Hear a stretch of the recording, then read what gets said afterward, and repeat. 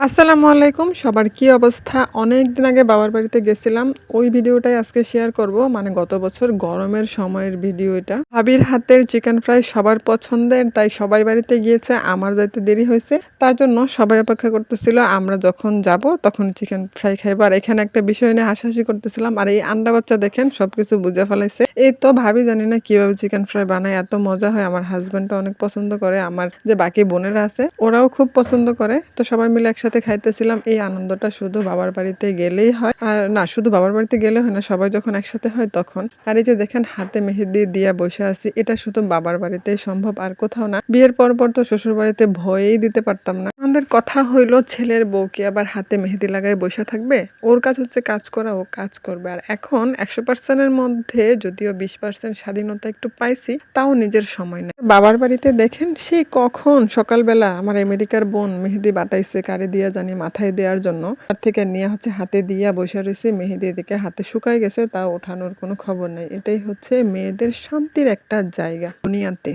এর মধ্যে মেহেদি শুকায় গেছে। আমার বোনে হচ্ছে ভর্তা বানাইছিল পেয়ারা তেঁতুল দিয়ে একসাথে মাখাইয়া, মজা হয়েছে। আর ঝাল ছিল প্রচুর। তো আমার আমেরিকার আপুরে বলতেছিলাম, আপু দেন টাকা দেন, আইসক্রিম খাবো। তো ওনার কাছে বাংতি নাই, মাত্র 200 টাকা আছে, ওইটাই দিল। তো যাই হোক, উনি আবার কিপটা না, উনি আসার পরে এই দোকানটা হচ্ছে আমাদের সবার জন্য ফ্রি কইরা দিছে। যাই খাই এই কাকার দোকান থেকে খাই। কাকা হচ্ছে লেখা রাখে। তারপর আমি বলতেছিলাম যে না, আমি ওনার দোকান থেকে কোনো সময় বাকি আনি নাই, আমি যাবো না। তারপর হচ্ছে বাংতি 200 টাকা ছিল, এটা নিয়ে গেলাম। আইসক্রিম নিয়ে আসলাম। আইসক্রিম নিয়ে আসার পরে এই যে আমার মেয়ে প্রথম রাইখা দিতেছে। নানির সাথে একটা মজার ঘটনা হয়েছে, চলেন যাই নানির কাছে। প্রথমে হচ্ছে নানি পড়ছে, নানি বলতেছে না না আইসক্রিম খাইতাম না। আমি কইতেছি এটি বিদেশি আইসক্রিম, এর ভিতরে গরম আছে, এটি খাইলে ঠান্ডা লাগে না, আর এমনি তো অনেক গরম। নানি কইতেছে যেহেতু বিদেশি আইসক্রিম আমার একটা দে তো, খাইয়া দেখি কেমন। তো নানি একটা নিল। নানির কাহিনীতে আবার পরে আসি। এখানে সবার লাগবে, এখানে আন্ডা বাচ্চা বলেন, ফান্ডা বাচ্চা বলেন, যেই বাচ্চা বলেন সবার এক পিস করে লাগবে। তো আইসক্রিম শেষ, আবার আইসক্রিম আনতে গেলাম। মানে এরকম করে কয়বার যে গিয়ে আইসক্রিম খাওয়া হয়েছে, মনে হয় ওই দিন 500-600 টাকার মতো আইসক্রিম খাওয়া হয়ে গেছে। আমার মেয়ে প্রথম একটা নিচে, যে এখন একটা আবার রাইখা দিল,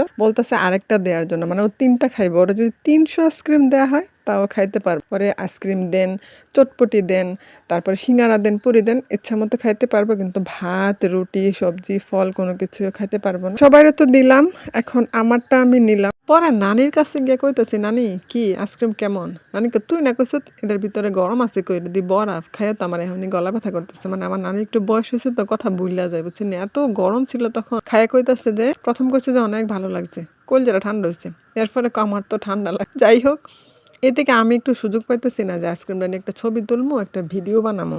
আমার আমার যে একটা আন্ডা বাচ্চা আছে ওইটা পেছন ঘুরতেছে যে আমার আইসক্রিমটা থেকে এক কামড় খাইবো, বুঝছেন। আর এখানে দেখছেন অবস্থা কি, বাটি নিয়ে বইছে। কারা কারা ছোট সময় এমন করে আইসক্রিম খাইতেন বাটি নিয়ে বইছে, অবশ্যই কমেন্টে জানাইবেন। এই যে ঘুরতেছে। পরে যখন দেখছে ওর বোনে আইসক্রিম খাইতেছে, ওই গিয়ে আনছে আবার 3টা, ওর বোনে আবার আনাইছে। মানে এমন করে একজনে 3-4টা করে এনে খাইছে। আর সবার ছোট যে ফুনাগুলা, সেইগুলোও কিন্তু আইসক্রিমের ভাগ ছাড়ছে না।